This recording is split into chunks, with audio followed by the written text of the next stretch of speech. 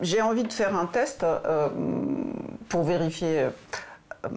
Si par exemple on dit voilà, pénurie de papier et tout, il faut garder qu'un seul, vous gardez qui dans votre livre? Alors, je vais vous faire une réponse un petit peu côté. Jean Cocteau disait, si un journaliste lui demandait un jour, si votre maison brûle, qu'est-ce que vous emporteriez? Et Cocteau a répondu, j'emporterai le feu.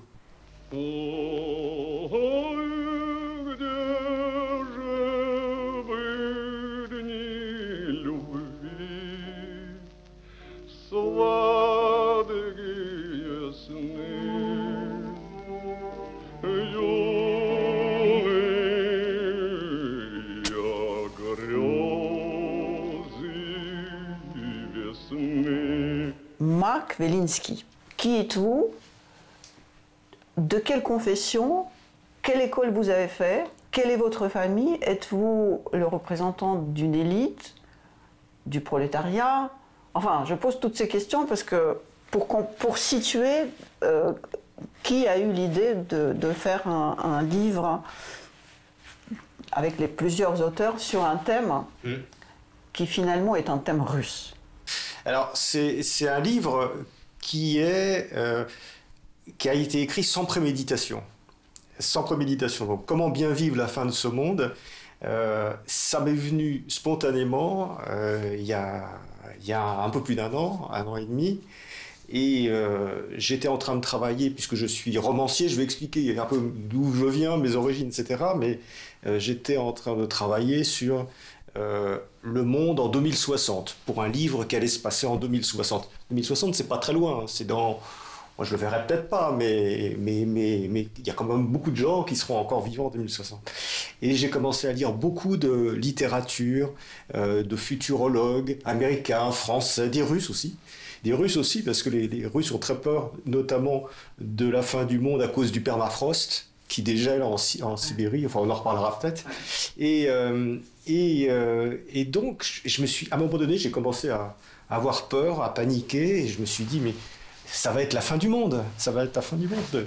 Et on va vivre de notre vivant la fin du monde. Et je me suis dit, je ne dois pas rester tout seul avec ça, avec ces angoisses. Il faut que j'aille voir comment un certain nombre de gens qui sont d'origines différentes, de milieux différents, de spécialités différentes, voient cet avenir. Est-ce qu'ils ont tous aussi peur que moi? Donc, j'ai été voir des physiciens, des psychologues, on reviendra peut-être un petit peu sur les différentes personnalités, des historiens, voilà. Donc ça m'est venu comme ça, je sais pas d'où, mais effectivement, il y a une espèce d'angoisse, c'est vrai, dans le livre. Alors, est-ce que cette angoisse vient de mes origines russes? Ça, j'en sais rien, je vous laisse peut-être le loisir de le penser. Ça se pourrait. Oui, c'est vrai que ma famille vient à la fois d'Ukraine et de l'Est de la Pologne, mais ils sont venus en France au début du XXe siècle, tout début du XXe siècle. Donc, mais il y a parfois des rémanences de plusieurs générations. Donc. Je vous connais comme écrivain et bien sûr avec vos polars, mais vous n'êtes pas un écrivain de profession. Alors, maintenant je suis écrivain de profession, mais j'ai passé 30 ans dans les médias, et puisque j'ai été dans la télévision, j'ai créé une chaîne musicale qui s'appelle Mezzo, avec Jacques Chancel, il y a 26 ans, 27 ans maintenant, que j'ai dirigé pendant pas mal d'années. J'ai été dans le groupe Pathé, j'ai été dans le groupe France Télécom, France Télévisions, j'ai fait une carrière de manager dans les médias. Et depuis un an à peu près, je me consacre beaucoup plus à la littérature. Je fais encore un petit peu d'audiovisuel, mais je me consacre essentiellement à la littérature. Donc vous faites partie de cette élite, dont pas mal d'auteurs de ce livre, parce que c'est un livre qui représente une espèce d'entretien avec une quinzaine de personnes. Et parmi ces 15 personnes, il y en a plusieurs qui parlent de la fin de l'élite. Et en fait, la fin du monde, c'est pas la fin du monde, c'est la fin de, si j'ose dire, votre monde d'élite. C'est peut-être pour ça que vous vous êtes précipité de devenir écrivain. Je vois pas les choses comme ça. C'est vrai que dans mon livre, c'est un livre d'entretien. Donc, je vais voir un certain nombre de gens qui ont une spécialité, qui sont connus. Donc, Franck Ferrand, par exemple, qui est un historien, Étienne Klein, qui est un physicien, Marc Lévy, qui est un philosophe, Annick de Souzenel, qui est une théologienne, Isaac Getz, qui est un spécialiste du management. C'est vrai que c'est des gens qui sont connus, plus ou moins connus, dans leur spécialité. Est-ce qu'on peut appeler ça une élite? J'en sais rien. Est-ce que dès qu'on a fait un travail intellectuel pendant pas mal d'années, on fait forcément partie de l'élite? Oui, peut-être, mais je ne me sens pas forcément faire partie de cette élite. Je pense au contraire que le problème de la fin du monde, qu'est-ce qui va se passer dans 20 ans? C'est une angoisse que tout le monde partage. Elle n'est pas du tout destinée, elle n'est pas du tout réservée à une élite. Tout le monde se pose la question, et notamment les jeunes. Qu'est-ce qu'on va faire? Comment peut-on prendre conscience? Comment peut-on changer les choses pour que le monde qu'on nous annonce dans 20 ans ne ressemble pas justement à ce tableau absolument terrible qui est en train de se passer? Je ne dis pas que c'est la question que les élites se posent. Hein. Je dis juste, si j'ai bien compris, parmi les gens qui ont le plus attiré mon attention, c'est pas les psychanalystes, je vous le dis tout de suite. Certains disent que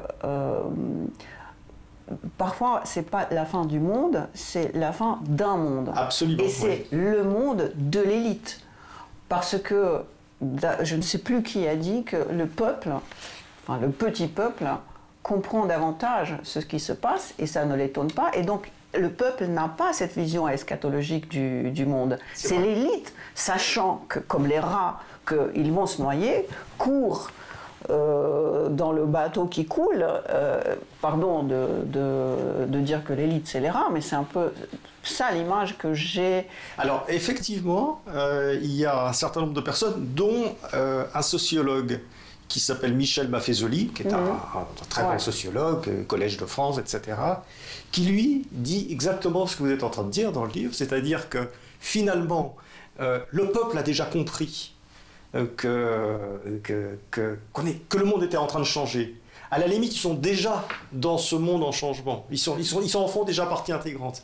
Mais l'élite, elle ne l'a pas encore compris. Elle reste dans le productivisme, dans la concurrence, dans le capitalisme ou dans d'autres idéologies. Ou juste dans l'autocontemplation. Voilà. C'est vrai, il dit ça, c'est extrêmement intéressant, très convaincant, mais c'est une vision. C'est une vision, c'est pas forcément celle que je partage, mais c'est absolument une vision qu'il a des choses. Oui, oui. D'ailleurs, c'est lui qui parle, c'est pas spécialement son idée à lui. Marx a déjà écrit là-dessus que c'est la spirale, que l'histoire c'est la spirale, et que tout se répète.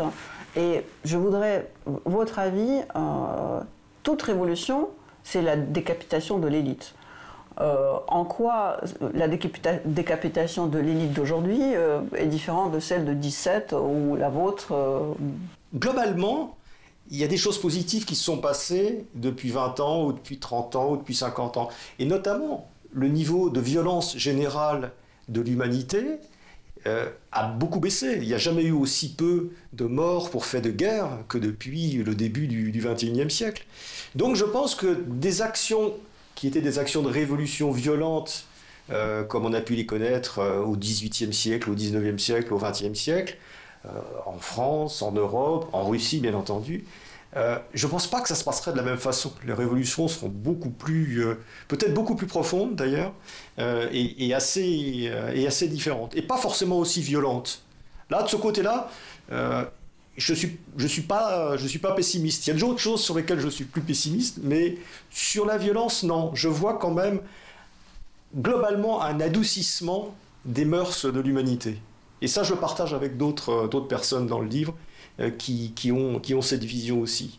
On ne va pas forcément dans la bonne direction, mais les choses sont moins violentes. Alors, c'est un peu un paradoxe, parce que j'entends beaucoup d'intellectuels, alors pour le coup, des gens des élites, etc., qui parlent en ce moment et qui disent on est à un niveau de violence, on ne peut plus dire ça, on se fait attaquer. Je pense que les réseaux sociaux développent beaucoup ça et entretiennent ça et font une sorte de caisse de résonance. Mais regardez la façon dont les gens écrivaient au XVIIIe ou XIXe siècle, c'était une violence absolument incroyable. Je trouve qu'on est plutôt en deçà de la violence. Donc, je pense qu'on n'est pas forcément dans une époque trop violente. Et si les révolutions se font, et elles sont en train de se faire, Elles se font peut-être de manière plus smooth, comme disent les Américains. Aujourd'hui, je ne sais plus qui a dit, c'est peut-être même vous-même qui avez dit ça, ou c'est peut-être le Ferrand qui a dit que il y avait, autrefois on disait réussir dans la vie, aujourd'hui on dit réussir sa vie. Ouais. Et nos enfants veulent réussir leur vie.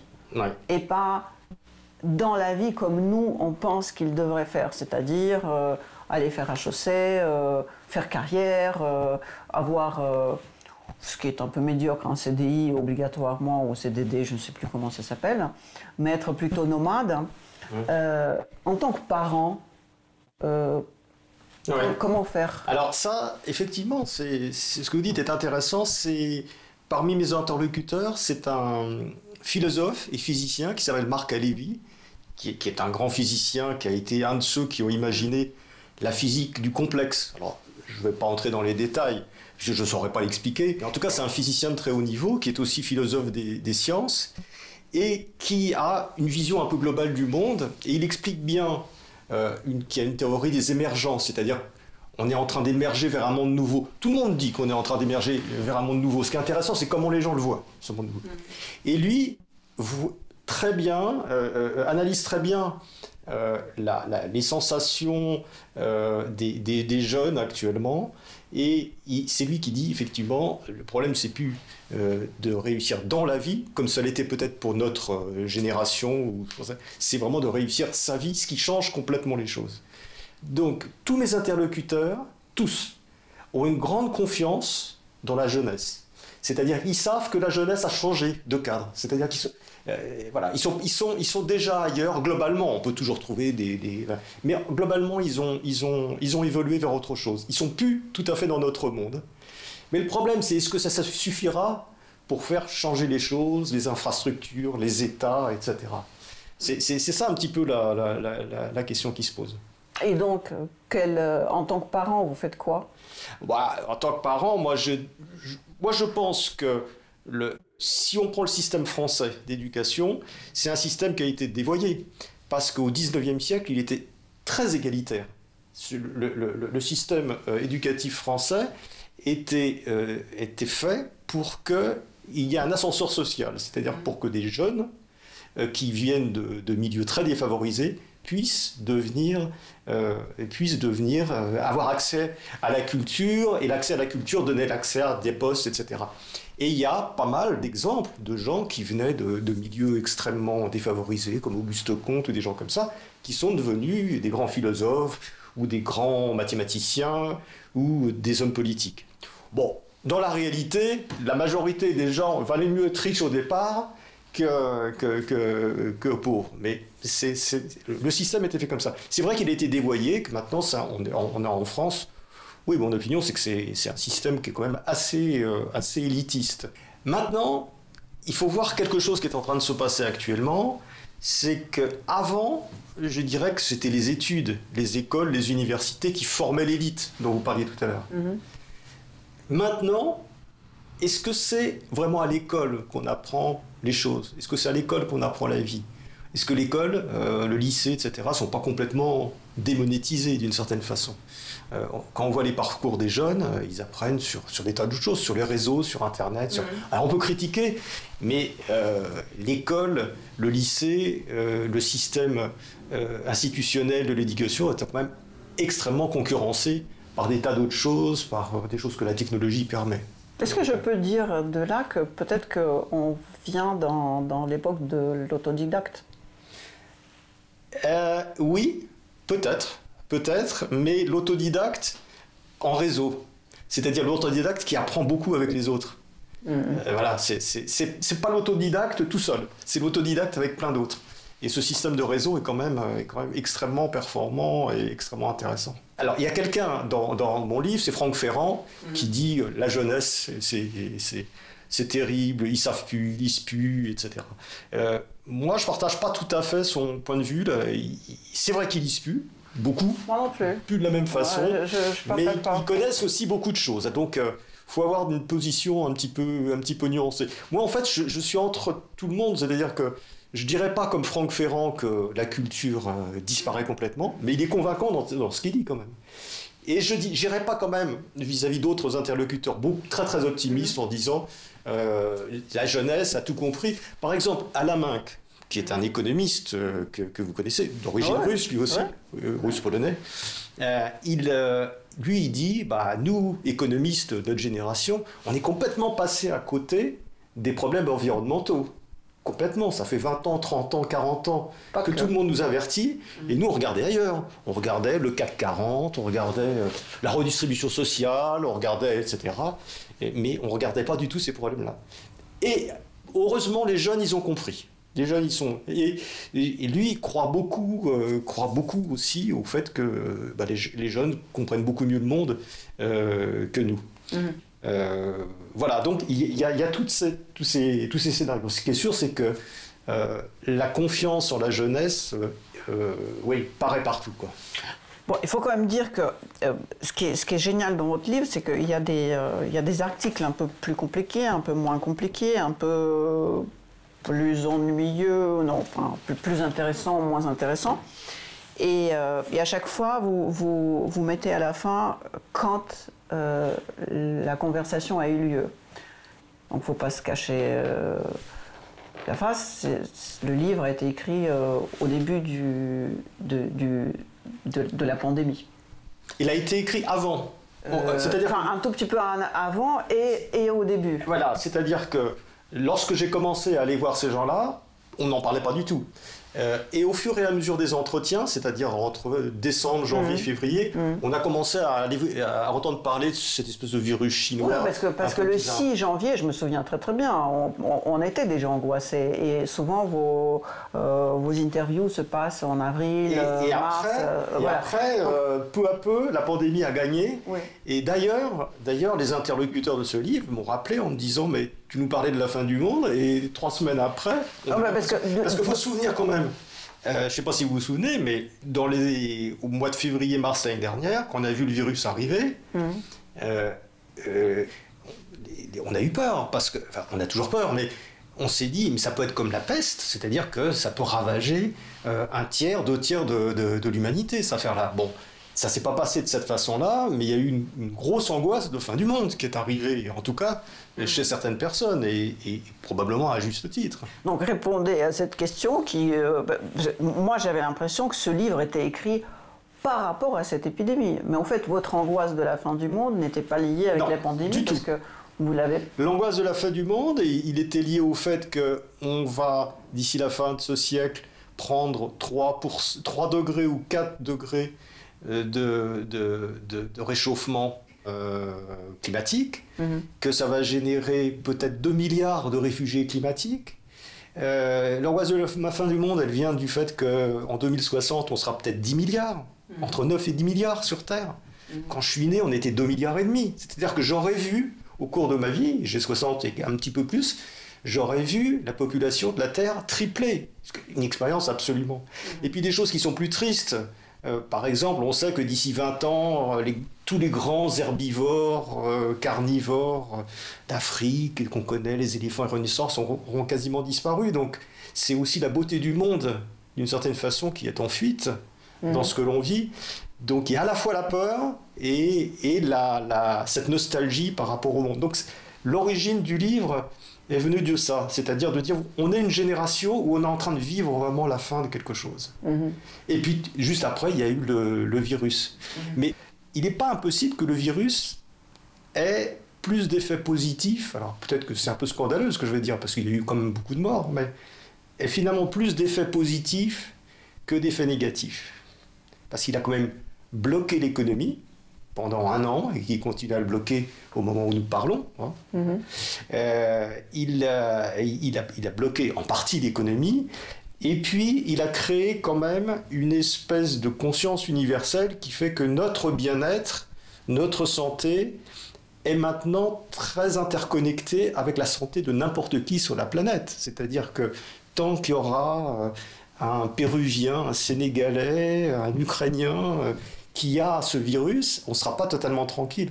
Donc, il y a quand même quelque chose qui s'est créé. Ça a été une espèce d'accélérateur, quand même, de mouvement dans tous les sens. Je ne sais pas complètement dans quel sens, mais ça a été quand même assez net. Alors, je voulais revenir sur un point. Vous avez dit ce livre, par moments, il est un peu compliqué. C'est vrai que je rencontre des gens qui sont des physiciens, des philosophes. Alors, ce que j'ai voulu faire, c'est qu'à chaque fois qu'ils parlaient de quelque chose, d'un auteur, par exemple Spinoza, Hobbes ou Jung, je fais une petite note. Non mais ça c'est terriblement bien fait, c'est vrai. En expliquant, parce que je pars du principe que les gens, ils n'ont pas forcément lu tout ça. Et moi, d'ailleurs, j'ai pas lu tout. Bon, donc je fais une petite note, je fais une recherche à chaque fois, et puis j'ai fait aussi un résumé à chaque entretien pour dire voilà ce que j'ai appris. C'est drôle parce que moi je suis pas du tout une femme de science, mais alors du tout. Mais j'ai trouvé que les auteurs les plus intéressants, c'était les physiciens. Ouais. Et d'ailleurs, il y a un des physiciens qui vous a dit « Mais qu'est-ce que tu en veux trop de la physique ?» Vous vous souvenez pas qui a dit ça? Enfin, j'ai souligné ça dans le livre, j'ai dit « Mais effectivement, mais parce qu'ils donnent plus de réponses, les physiciens, bizarrement. D'abord, ils sont moins hystériques. Ils sont tout à fait... même par rapport à la fin du monde, ils disent « Bah oui, mais si tu veux, c'est normal. Il y avait déjà des pestes, des trucs. Il y aura peut-être autant de morts là que pendant la peste noire ou la peste de 1606, c'est ça Il y en a eu plusieurs, oui. Oui.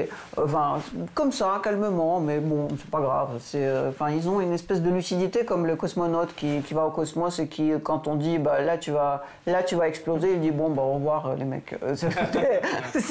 Ils n'ont pas cette hystérie que peut avoir un homme de lettres. C'est vrai. Et il y a une autre raison, à mon avis, c'est le fait que les gens de lettres ou les philosophes, je sais, moi j'ai une formation de philosophe, donc ils sont souvent un petit peu solitaires.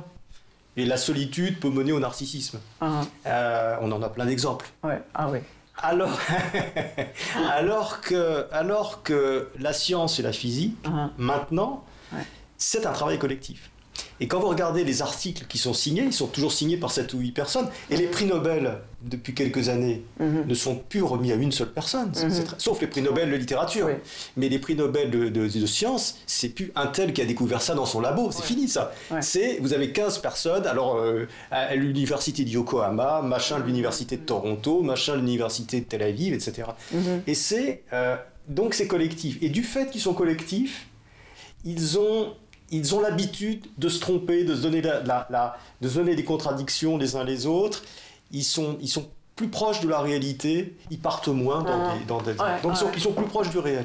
Et c'est pour ça qu'ils donnent des réponses. Vous n'avez pas interviewé un seul russe, parce que le cosmisme russe, il dit quoi? Le changement de la société qui nie le politique et le moral, et qui veut l'éthique et l'écologique. C'était ça les cosmiques. C'était ça. Fyodorov, Tsiolkovsky, en fait, ils inventent la bicyclette. Elle était déjà inventée par les il y a beaucoup de choses qui sont inventées. Moi, là, j'ai pas... Je me suis limité à des Français ou à des francophones, puisque Marc Alévi est belge d'origine. Et donc, peut-être pour d'autres livres, j'irai voir d'autres personnes sur d'autres continents qui auront une vision de la fin du monde, ou de la fin de ce monde, qui est très, très, très différente. Mais effectivement, ce que vous dites est intéressant sur la tradition, parce que Marc Alévi, qui est quand même un des inventeurs de cette notion de paradigme. On parle toujours de changement de paradigme, etc. Mais il fait partie de ceux, pas tout seul, mais avec Ilya Prigogine, qui était prix Nobel de physique dans 1950 ou 60, quelque chose comme ça. C'est eux qui ont inventé cette notion de paradigme, c'est-à-dire qu'on change, on fait des sauts qui n'ont plus rien à voir avec... Bon, il explique ça très bien.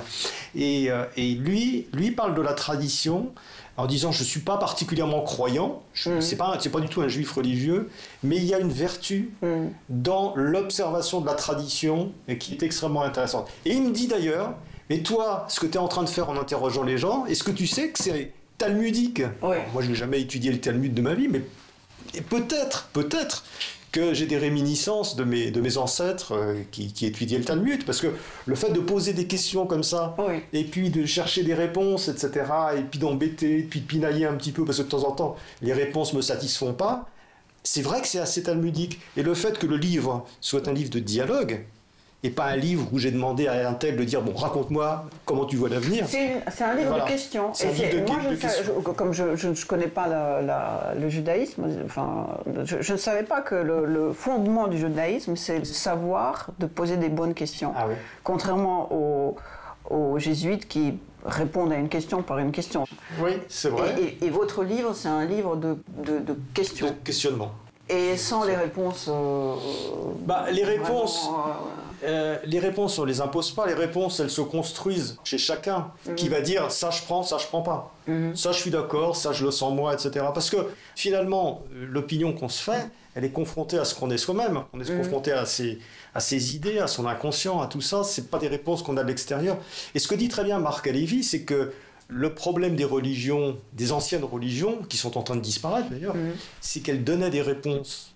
Elle donnait des réponses avant même qu'on pose la question. Oui. On te disait, voilà, la Bible, Dieu a fait ça, machin, et quand on regarde bien le christianisme, une partie du christianisme tel qu'il a été vécu donnait des réponses avant de poser des questions. Et puis d'autres religions comme l'islam donnent des réponses. Alors là, on n'a même pas le droit de poser la question.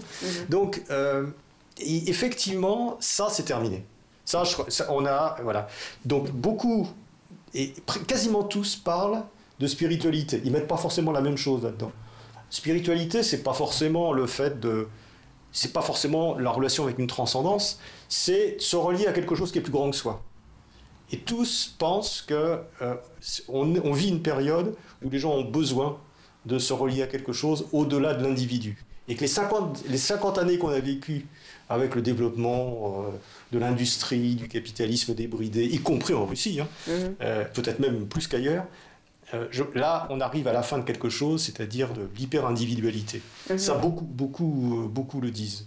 Et c'est pas du mysticisme. Oui, non, mais je comprends. Mais sauf qu'en Russie, le mot spiritualité n'a jamais été péjoratif. En France, si. En France, oui. En France, si. Et effectivement, pas en Russie, beaucoup moins aussi dans les pays anglo-saxons. L'historien...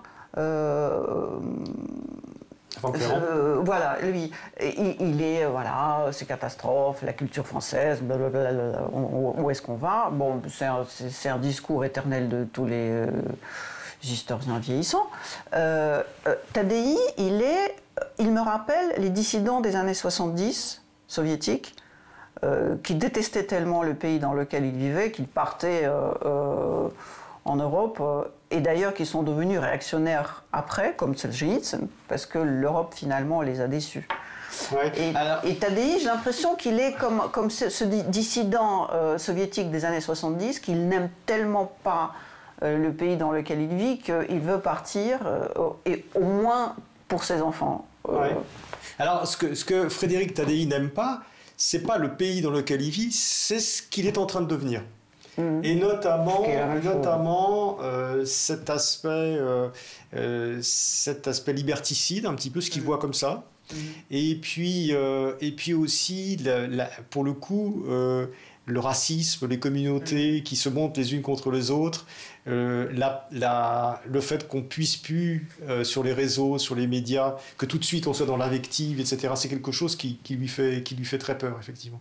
Donc, il est en train... il n'aime pas la façon dont la société française évolue. Donc il se met un petit peu en retrait par rapport à ça. C'est ce que j'ai pu comprendre de ce qu'il dit. Une des choses que beaucoup d'interlocuteurs de ce livre apportent, c'est justement de lutter d'abord contre ses propres peurs. C'est ça qui est le plus important. Une fois qu'on arrive à lutter, à prendre de la distance par rapport à... C'est tout le bouquin, hein.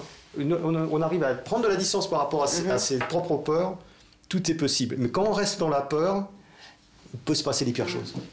Alors, je terminerai avec le nom de ce livre.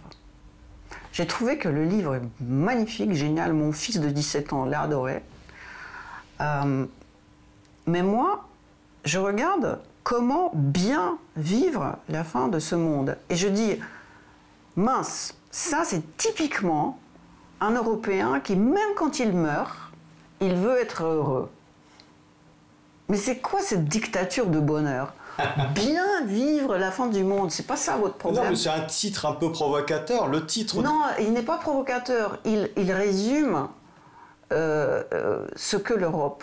C'est-à-dire qu'elle est tellement égoïste, tellement elle veut être bien, que même si c'est la fin du monde, il faut qu'on l'amasse. Alors comment vous l'auriez écrit ? Je ne sais pas, mais... Quel titre vous auriez donné ? Mais en tout cas, quand il s'agit de l'écroulement ou de quelque chose, c'est étrange de penser à aller dans un spa. Ou, enfin, c'est comme ça que je comprends. Alors, je vais vous dire, c'est drôle que vous le ressentiez comme ça. Moi, je l'ai pensé de façon différente. Au début, ça s'appelait « Comment bien vivre la fin du monde ?» et c'était un peu un titre provocateur par rapport à toute cette littérature du bien-être. Oui.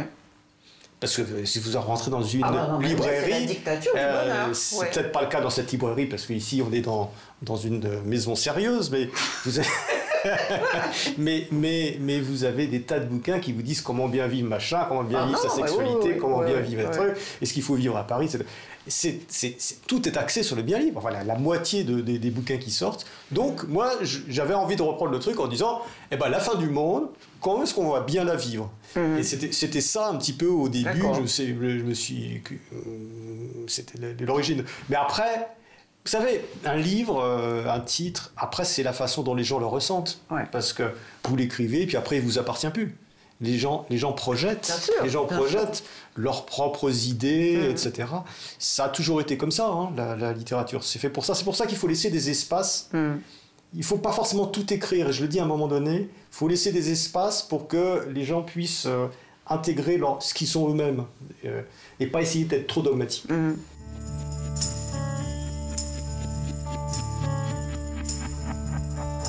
This is the end, beautiful friend.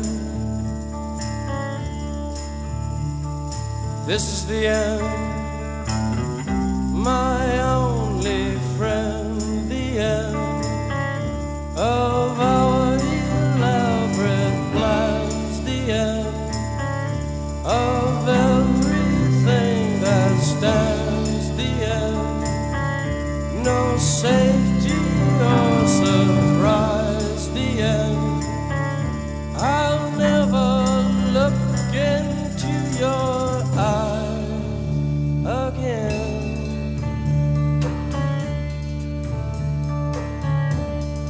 Can you picture what will be so limitless and free? Desperately in need of some strange